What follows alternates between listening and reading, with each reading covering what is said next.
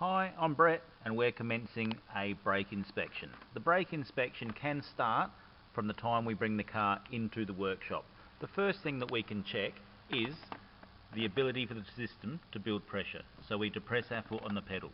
We can sense that there is pressure in the system. In releasing that, while we're still looking at the pedal, we can do a pad inspection. As we can see, the foot pedal on this one is quite deteriorated, and that would need replacing, so we would mark that down on our brake inspection. While still looking at the pedal, there are other things that we can check. There is the free height, that is the height of the pedal in the unapplied position. There is then the pedal reserve, which is the distance between the pedal and the floor when the brakes are fully applied. When we release the brakes, we can also check the free travel, which is critical, which is the amount of movement of the lever and the push rod that act on the piston in the master cylinder before it starts movement of the piston in the master cylinder. So we can check that also while we're in the car. Another thing that we can check while we're in the car is the handbrake. We don't want to do a rolling test on the handbrake. We purely want to check its ability to hold the vehicle stationary. So we can check that the handbrake will hold the vehicle stationary. As well as that, we can check the amount of clicks for the handbrake to be fully applied.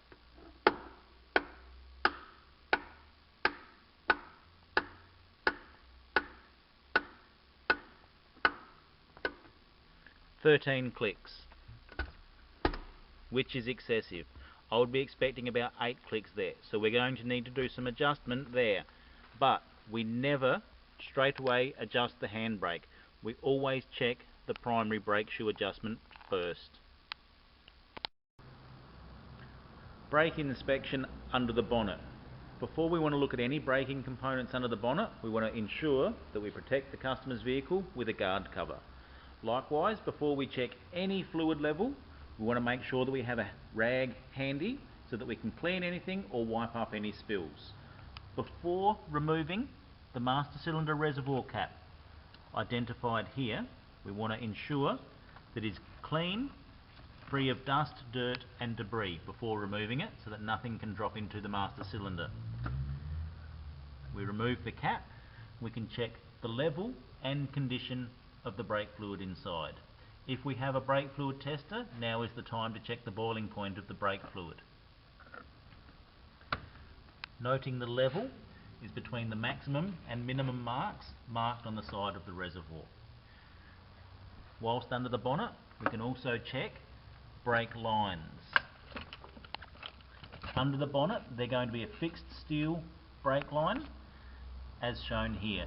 The inspection that we can do for those is security, that they are correctly secured in their mounting points, that there are no leaks, so anywhere there is a junction or union we will inspect for a leak. Likewise, we will inspect the master cylinder itself for a leak where it attaches to the brake booster. And a leak there will indicate a secondary seal leaking in the master cylinder, and that will be evident down the back of the brake booster. We can also check the brake booster vacuum lines.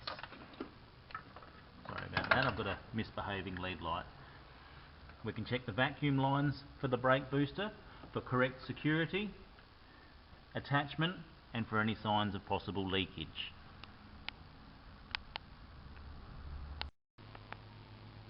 Brake inspection from under the car. We can also gain a good vantage point from underside the car to look up at the brake booster. Looking up at the brake booster from the underside, we can see that the paint has been stripped off of the brake booster, which can be a sign of a brake fluid leak. We can also see where the brake lines are secured up in the engine bay. Not quite evident on this shot, but as we come under the car, we can see the brake pipes coming through with sheathing around it as it passes through the subframe here to protect from any rubbing or fraying. We have a union, so we'll inspect that for leakage. Possible chafing point, so there's more protection around the brake pipes. Secured to the body of the vehicle, and it mustn't be able to move, rub or chafe. So we need to ensure That is correctly secured. Tracing it along, another mounting point. Check its security. Another mounting point coming towards the back of the car. Going up, we have another union where we're now going to a rubber hose. Rubber hose obviously allowing for movement in the system where we're reaching the trailing arms of the rear suspension. So we have a good inspection of the union for any possible leakage, good inspection of the rubber hose as well for any deterioration, deformation or leaks. The next union, we have a look there. Tracing along the trailing arm, the security of the brake line, up to the back of the wheel assembly where it goes into the wheel cylinder. We have another union, so we inspect that for leak, and we look at the brake bleeder nipple as well with its cap on there. Make sure it's got a cap so that no dirt or debris can accumulate in there and obscure it when it comes time to bleeding. Front wheel assembly inspection. So we have a disc brake assembly here with a floating type caliper. First place we start our inspection is the brake line. The solid brake line passes through the inner guard wall up here through a rubber grommet. We can see the rubber grommet is perished and deteriorated and the brake hose isn't passing centrally through, so that's risk of chafing and puncturing the brake hose. So we make a note of that. We come down to a union, we inspect that for leaks, and then onto a flexible rubber hose. That flexible rubber hose attaches at the back to a solid pipe. So once again a union we inspect for leak, across to another flexible rubber hose here that we inspect along its full length for any deterioration, ballooning, abnormal shape or leakage. The union where it attaches to the caliper assembly we inspect for leaks, and we inspect the bleed nipple, which we notice on this one does not have a dust cap or boot on it. So we'll make a note of that because that would be desirable. Continued inspection of the wheel assembly. We're going to move the caliper up so we can inspect the pads closer and check the caliper slides as well. One thing that I want to highlight here is when we're undoing caliper bolts, because they come through from the back, not from the front, it appears that we are turning them in the wrong direction. So with the camera looking at that, I'm turning the spanner in a clockwise, or the ratchet in a clockwise direction, but from behind I'm turning it anti-clockwise. This is a common mistake and people turn these bolts the wrong way, especially if they're using a spanner, and can possibly break them. So we remove our locating bolt and we rotate the caliper up. As we rotate the caliper up, we check our top slide, that is free to move. We check our lower slide.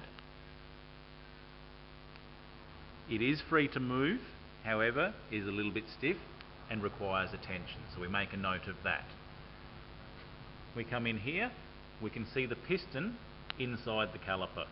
We have the dust boot around here with no signs of moisture or brake fluid, so that looks good and sound. We can have a look here. We can see the upper and lower portion of our outer pad, the upper and lower portion of our inner pad, to make sure that there is consistent wear. We're happy with that. The other inspection that we can do while we're here, we can check the thickness of the rotor. The minimum thickness of the rotor is quite often stamped on the mounting face or on the outside of the disc, or we can get that information from a technical manual, a lubrication service and tune-up guide. You've got to be careful when measuring the thickness of a rotor. If there is a wear lip on the outside, straight vernier calipers like this will not be adequate, as they will only be measuring the lip. We need to put that lip inside that recess in the vernier caliper to take our measurement. So we would measure across like this with no lip. That would be successful.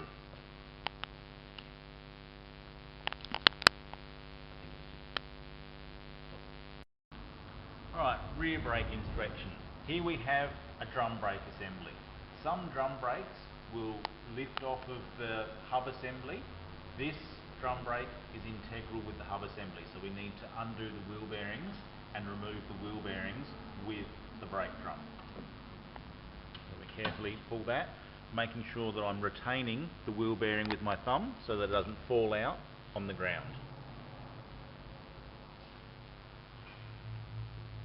Looking inside here, the components that we recognise: the wheel cylinder, which hydraulic pressure is applied in here to apply the brakes. We have two brake shoes, we have our retracting springs, we have our adjuster with the self-adjusting mechanism, we have our handbrake assembly in here. The handbrake is applied mechanically, the main brake system is applied hydraulically. So if we're doing a brake inspection, we inspect the thickness of the friction material attached or bonded to the steel part of the brake shoe. This friction material is what we call bonded or glued to the brake material. The other way they can be attached is riveted. We check the front shoe as well, and that's okay. This type of brake shoe assembly, because we have a fixed point at the bottom and a double-ended wheel cylinder at the top, this is what we call a leading and trailing brake shoe assembly. Our friction materials are okay. The next inspection that we do is we peel back the dust boots of the wheel cylinder and look behind for any signs of moisture. I can see signs of dampness and rust in there, which is an indication that the wheel cylinder is leaking and will require replacement. So we'll check both ends. Sometimes you'll even get a squirt of brake fluid coming out if they're leaking bad enough. Once again, there's corrosion and rust inside there. So we'll report that that wheel cylinder would require replacement. Here we have an example of a fixed caliper removed from a vehicle. So the mounting points for the caliper are here and here. The caliper is fixed to the stub or the spindle. No part of the caliper moves. As we can see on this side, there are two pistons to apply the brake pad on that side of the disc, as well as two pistons on this side of the caliper to apply the brake pad to the disc. Hydraulic pressure is transferred from this side through the caliper housing to this side so that equal hydraulic pressure is applied to both sides. Checking the operation of the brake booster is done from the inside of the car. There are two tests that we can do on the brake booster. One is a leakage test, the other is that the booster is actually working. To check the leakage of the brake booster, we start the car and run it for a minute or so, 30 seconds to a minute, to build up vacuum in the brake booster reservoir. Switch the car off and leaving it off for about 30 seconds to a minute.